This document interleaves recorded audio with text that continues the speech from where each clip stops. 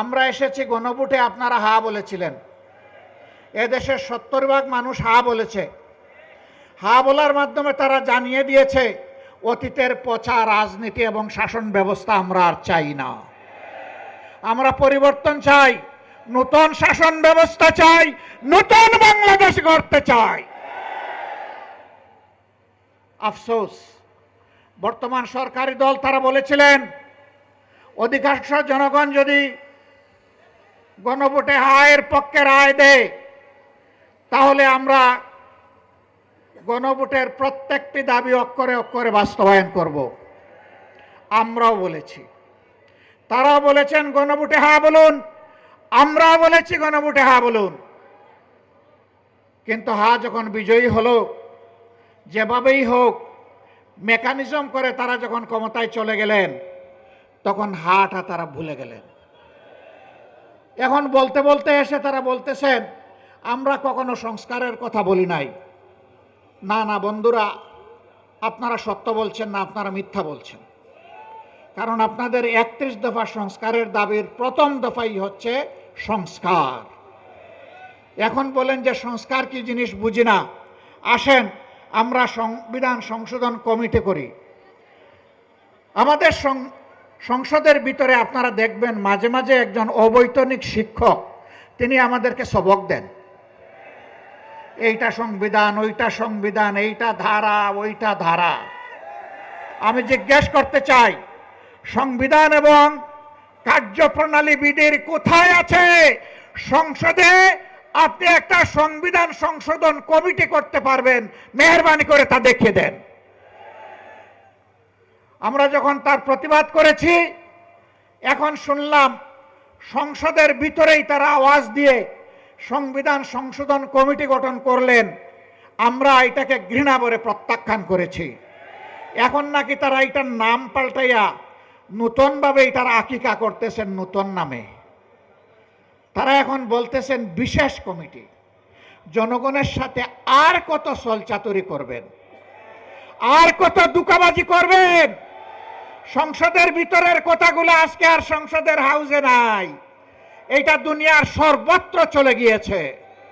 পদে পদে মিথ্যা বলবেন, ধোঁকা দিবেন, পরিণতির জন্য তৈরি থাকুন।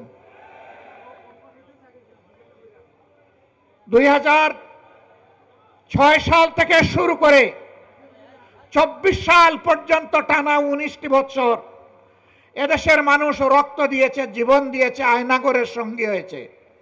লক্ষ লক্ষ মামলা মাথায় নিয়ে জেলে গিয়েছে, সন্তান হারিয়েছে, স্বামী হারিয়েছে, এমনকি স্ত্রী হারিয়েছে। কিন্তু মানুষ ফ্যাসিবাদের কাছে মাথা নত করে নাই। সেই ফ্যাসিবাদকে বাংলাদেশ থেকে তুড়ি মেরে তাড়িয়ে দিয়েছে।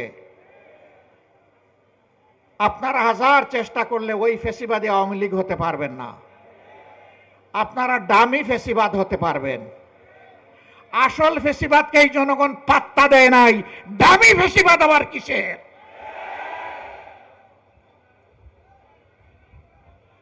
ফ্যাসিবাদ যে পথে হেঁটেছে আপনারা সেই পথে হাঁটছেন। ফ্যাসিবাদের খাসলতের একটারও পরিবর্তন আনেন নাই। 133টা অর্ডিন্যান্স জারি করা হয়েছিল। যেই অর্ডিন্যান্সগুলো ফ্যাসিবাদের জন্ম দিয়েছিল তার সবগুলা বিএনপি রেখে দিয়েছে। এটা জাতির সাথে বিশ্বাসঘাতকতা। তারা বলে সুন্দর করে আমরা আরো ভালো করে এগুলা নিয়ে আসবো। তো এ পর্যন্ত 6 মাস চলে যাচ্ছে, কই ভালো করে তো একটা আনতে পারলেন না।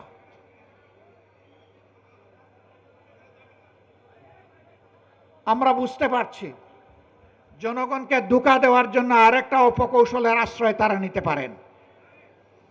তাদের মন মতো একতরফা ওই অবৈধ কমিটিতে আলাপ আলোচনা করে, সংবিধান সংশোধন কমিটি বলে কোনো কমিটি নাই, এটা অবৈধ যদি গঠন করা হয়ে থাকে। ওখানে আলাপ আলোচনা করে তাদের মন মতো কিছু জিনিস স্বৈর শাসনকে পাকাপোক্ত করার জন্য তারা হয়তো নিয়ে আসবে। 2/3 জুড়ে হয়তো পাশও করবে। তারপরে বলবে আগে তো সংবিধানে গণভোট ছিল না, এখন পঞ্চদশ সংশোধনী বাতিলের মাধ্যমে এটা ফিরে এসেছে। আমরা এখন এই বিষয়গুলোই এখন গণভোটে দেব। এরকম কোনো বাউতাবাজি যদি করা হয়, অগ্রিম বলে রাখছি, এই জাতি আপনাদেরকে ছেড়ে কথা বলবে না। সাবধান, ঢোকার পথে পা বাড়াবেন না। আমাদের সাফ কথা, যে গণভোটে জনগণ 70 ভাগ রায় দিয়েছে, সেই একই দিনের ভোটে আপনারা সরকার বলে এখন দাবি করছেন। ওই গণভোট না থাকলে এই সরকারও মানা হবে না। ওই গণভোট যদি ব্যর্থ হয়, সরকারকেও ব্যর্থ করে দেওয়া হবে। ওই গণভোট মানতে আপনাদেরকে জনগণ বাধ্য করবে ইনশাআল্লাহ। আপনারা 91 সালের পরে ক্ষমতায় এসে বুঝেন নাই কাকে কেয়ারটেকার সরকার বলে। শেষ পর্যন্ত বুঝেছেন ঠিকই। আমরা বলবো জাতির ক্ষতি করে বুঝবেন না, এখনই বুঝুন।